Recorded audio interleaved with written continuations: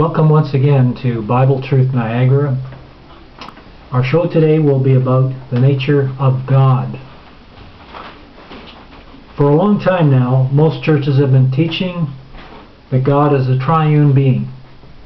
The Trinity is usually expressed something like this. God is three persons sharing a common substance or essence. Each of the three persons is equally God, and they share the same attributes. And yet there are not three gods, but one. That the great majority of churches teach this doctrine is beyond dispute. That they have taught this idea as the central truth of the Christian faith for about the last 1650 years is also beyond dispute. So most churches have tradition and numbers as arguments for the correctness of this teaching. But let me ask you a question. Is that good enough evidence for you? It's not good enough evidence for me. Doctrines regarded as crucial to salvation need to pass two more important criteria than simply orthodoxy and tradition. They have to be proven to be both biblically based and reasonable. Why ought we to allow common sense and reason to be discarded in this one area of life alone? Just because it is difficult to understand the Bible, and it seems convenient to turn over the matter to the trained seminarians, what makes us think that God approves of our intellectual laziness? So let's ask the question, is the orthodox doctrine of the Trinity logical? According to the doctrine, there are three persons who are said to be one God, on the basis that they are of or derived from the same substance and are actually one being. We see then that Trinitarians say that the issue of original substance is what truly determines whether something ought to be considered one or more than one. Does this position make any sense to you?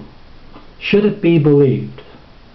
Well, fortunately, we have other examples of this idea in nature itself. For example, you, the individual members of the audience, and I are different persons. We're both of the same substance, namely human flesh and DNA.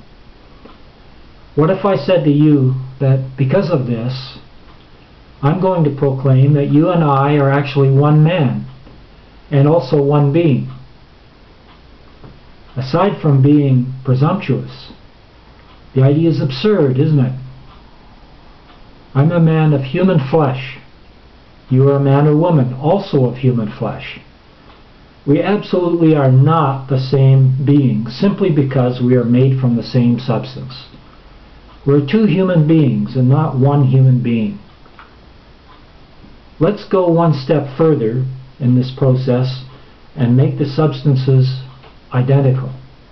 In other words, I'm asking you to consider the case of identical twins, or even clones.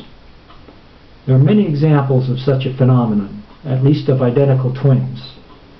Does the fact that I have an identical twin brother having exactly the same substance as me mean that I and my brother can, in the most fundamental and important sense, be described as truly one being?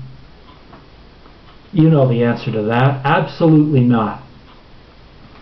We're still two separate beings. Of course, Trinitarians at this point could argue that God is not like anything else, so the Trinity could still be true. Yes, they could try that argument, but they are not appealing to logic when they do so. They are still appealing to mystery and tradition. But what if you want to argue that actually the three different persons in the Trinity have the exact same mind? Well, there are so many scriptures that show that this is not the case that it scarcely needs to be said. Jesus did not share literally one mind with God. He didn't know the same things that God knew. Neither would there be any need to pray to God, even when others were not watching, if they shared one and the same mind.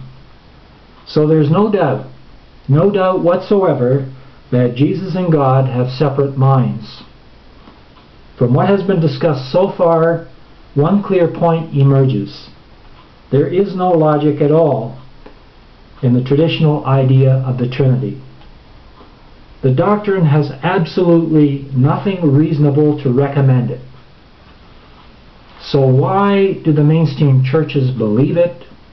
How and when did this happen? We're going to go into more detail on this in our part 2 of this same subject.